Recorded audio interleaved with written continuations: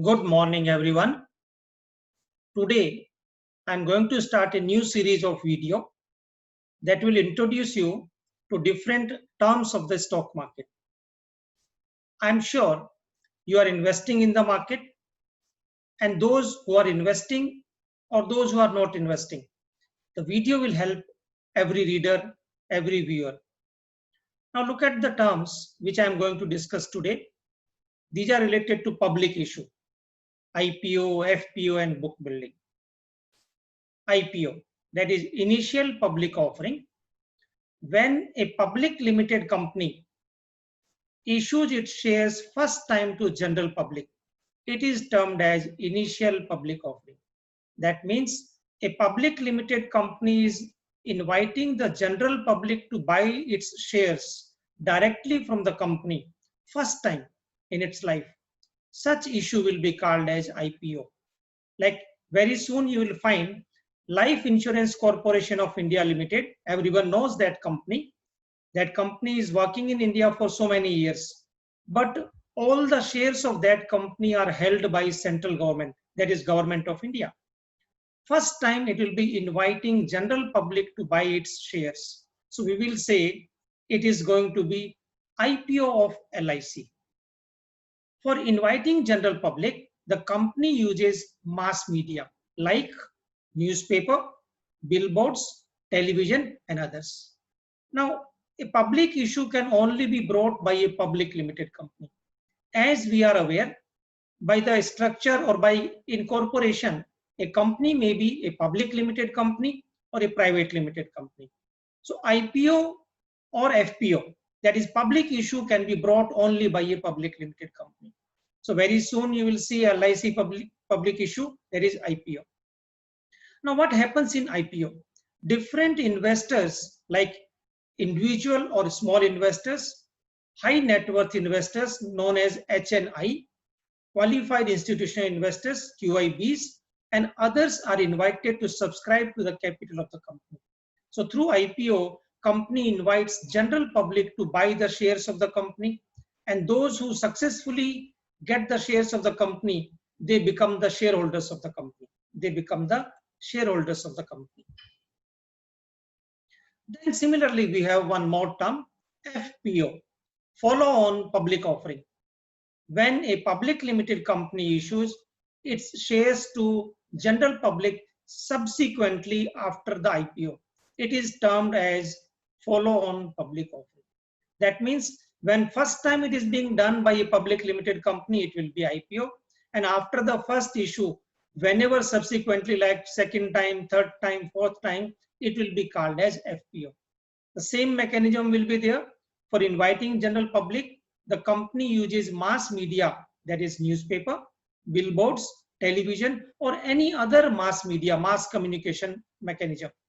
And different investors like small investors, high net worth individuals, qualified institutional investors, and others as allowed by SEBI, that is Securities and Exchange Board of India, are invited to subscribe to the capital of the company. Now, what practically happens in IPO and FPO? When you apply for the IPO and FPO, company will allot the shares to you. Now, everyone might get the share or everyone might not get the share. That depends upon the level of subscription of the issue. If issue is oversubscribed, that means company wanted an application only for X quantity of shares and received the application for more than X quantity, then we will say issue is oversubscribed. In that case, allotment will be decided. Few people might get the shares and rest of the people will get the refund of the money. That might happen. That is a luck. Now, nowadays, what happens? Every issue, whether it is IPO or FPO, will be through book building. What is a book building system? If I simply take you back to the old system, in that it used to be fixed price issue. That means company used to decide the issue price when they used to announce the issue. But now in a book building issue, what happens? In this issue, price is not decided by the company at the time of announcement of the issue.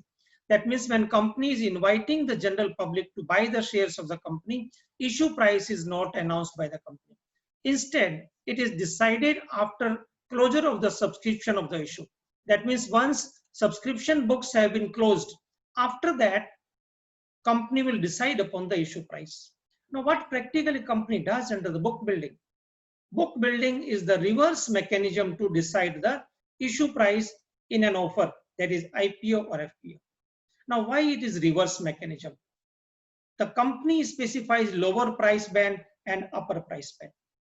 So what happens? Company will decide the lower price band, that means the minimum price at which shares may be allotted and the maximum price at which shares may be allotted. The investors can subscribe to the issue at any price ranging from lower price to upper price, inclusive of both the prices. In this, during the period for which the issue or the book for the offer is open, the bids are collected from investor at different prices. That means you being the applicant for the public issue can make an application at different prices. So you being one single investor can make n number of applications at different prices, but take care, prices have to be from lower range to the upper range, inclusive of both the ranges. And these are applications are collected. Now shares are allotted to successful applicants at the cutoff price. Now what is the cutoff price basically?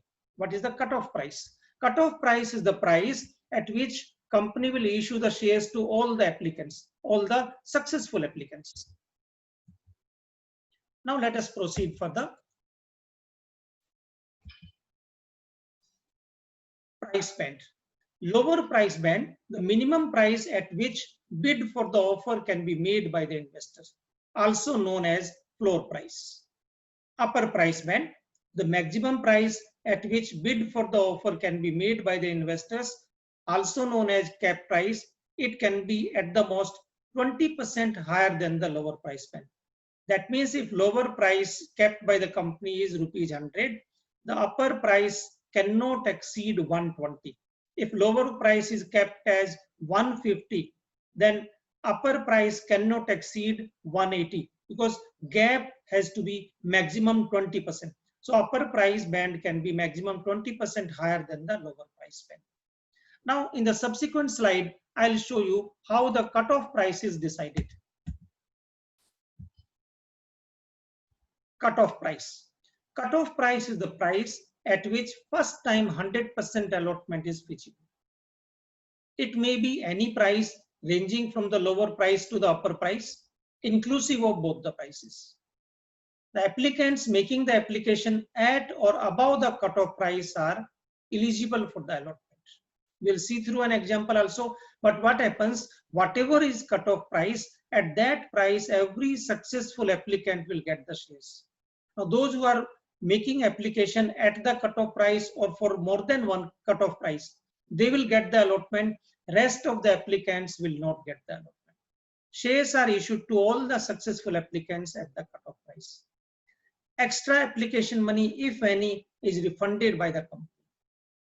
Applicants making the application at the price lower than the cutoff price. Suppose cutoff price is 105. So everyone who is making application for 105 or more than 105, they will be qualified as successful applicants and they might get the allotment depending upon the allotment basis. But anyone who is making application at a price below the cutoff price is not eligible to get the allotment. So the applicants making the application at the price lower than the cutoff price are not allotted the shares and their application money is refunded by the company. Now, how cutoff price is decided? I have taken an hypothetical example by taking some dummy data. Let us take the issue size by the company is 1 crore shares. That company wants to issue 100 lakh shares, that is 1 crore shares. Lower price band 105, upper price band 110, face value of the share 2 rupees. Every equity share has a face value. Some company might have a face value 2 rupees, some might have 1 rupee or some might have 10 rupees. So this company for which I have taken an example, face value is 2 rupees. Now when company receives the application from public for the IPO or FPO, issue is oversubscribed 5 times. That means applications are received for 5 crore shares from different applicants at different prices. And these are the details of the applications received. At 110, total demand is 20 lakh shares. Number of shares applied for is 20 lakhs. So these 20 lakh shares are applied by n number of applicants. Then at 109, company received application for 15 lakh shares.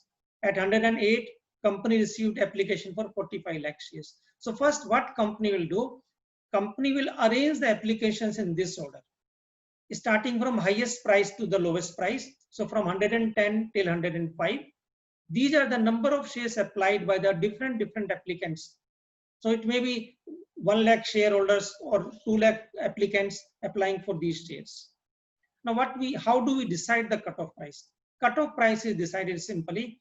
We make a cumulative number of shares applied for. At 110, total number of shares applied was 20 lakhs. So cumulative becomes 20 lakhs. At 109, number of shares applied was 15 lakhs. So 20 lakhs plus 15 lakhs makes it 35 lakhs.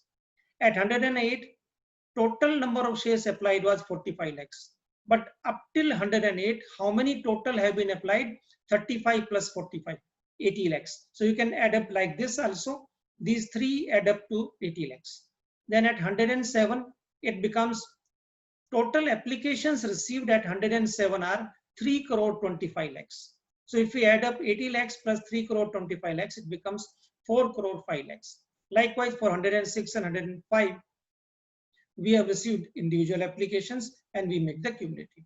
Now, if you look at the cumulative number of shares applied for, at the 110 price, total shares demanded by public are 20 lakhs. So shares applied are less than the issue size because our issue size is 1 crore shares. We wish to issue 1 crore shares. So total issue shares applied is less than the issue size. Therefore, 100% allotment is not feasible. So this cannot be the cutoff price. Then take the next 109. Shares applied are less than the issue size. 100% allotment is again not possible. It means if we decide 109 as the cutoff price, we are not able to allot 1 crore shares because demand is only for 35 lakh shares.